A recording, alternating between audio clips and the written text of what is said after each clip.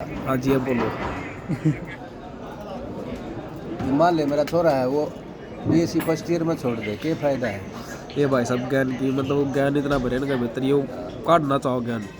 BSc third year करे, fourth year करे, MTech करे, जी तो फायदा है उसका, क्या फायदा है? अच्छा जी अध जल गगरी पहले अपना परिचय दो। मैं अरविंद सिंह पुरियार।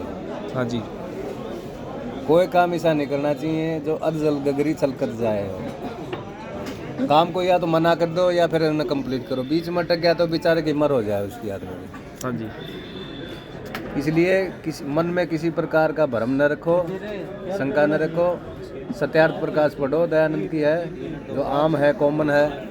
और डेल कार्नेगी की चिंता छोड़ो सुख से जियो बुक पढ़ो, वही मैं पढ़ता हूँ। जुड़ो जोड़ो जीतो पढ़ो, डॉक्टर उज्ज्वल पाटनी की, वही मैं पढ़ता हूँ। एमपी वाले डॉक्टर उज्ज्वल पाटनी की।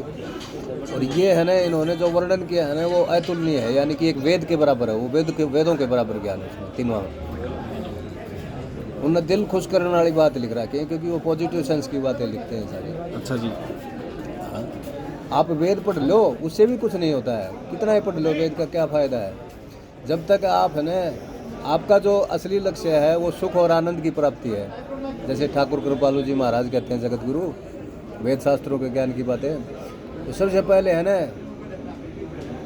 एक मार्ग ऐसा बताया जो राक्षस के लिए भी है और देवता के लिए भी है, और वो मार्ग है भक्ति का, ज्ञान और भक्ति का मार्ग है। ये हर कोई कर सकता है, चाहे आप पाकिस्तान में रह लो, चाहे हिंदुस्तान में रह लो, चाहे जर्मनी में रह लो, चाहे जापान में रह लो, चाहे ऑस्ट्रेलिया में रह लो, चाहे अमेरिका में रह लो, चलो रूस में रह लो, चाहे रूपगढ़ में रह लो, कितने रह लो। रूपगढ़ ये कहाँ पे है?